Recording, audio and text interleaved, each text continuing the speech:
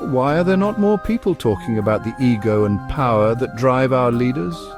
Politicians are not born, they are excreted, a tribute to the sewer of democracy.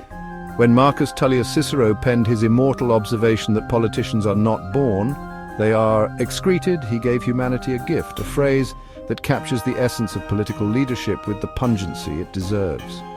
Cicero, the master orator of Rome, was no stranger to the political latrine. He had seen firsthand how the Republic's lofty ideals were often dragged through the gutters of ambition, hypocrisy, and greed.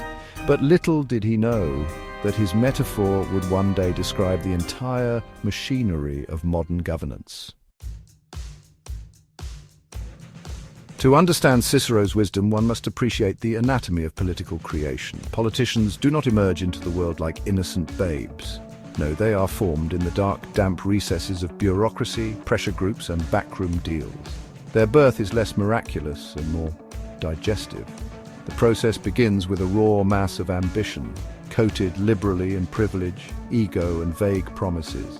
This mass is then subjected to the churn of public relations teams, focus groups, and spin doctors until it is polished enough to pass for leadership. Finally, when the process is complete, the system gives one last heave, and out comes the politician polished, pliable, and ready to clog the pipes of governance.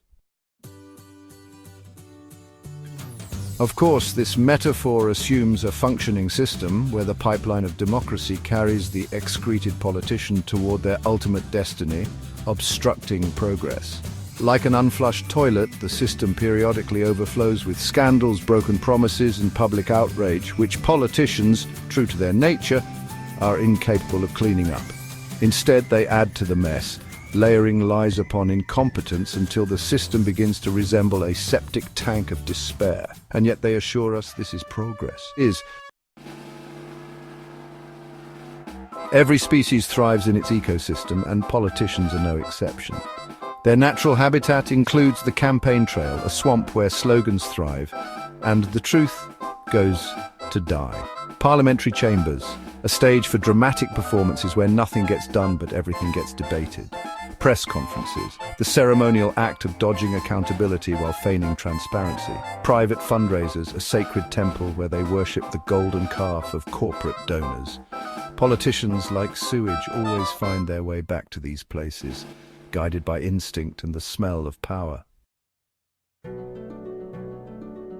Let us not forget the citizens' part in this fecal symphony. We, the people, are both the producers and victims of this system. We feed the beast with our votes, our apathy, and our unquestioning acceptance of the notion that this is the best we can do. We stand in line casting our ballots for whichever excretion seems least foul, knowing full well that we will spend the next 4 years complaining about the stench.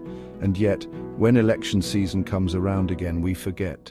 The pipeline churns, and the process repeats. Cicero's quote is not just a condemnation of politicians, it is a tribute to the resilience of human mediocrity.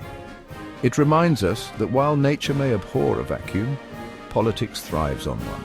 In the absence of accountability, competence, or integrity, politics fills the void with whatever it can expel. So let us raise a glass, not in celebration, but in resignation to the eternal truth of Cicero's words. Politicians are not born, they are excreted, and as long as we keep flushing the system, they will keep coming back, one election at a time.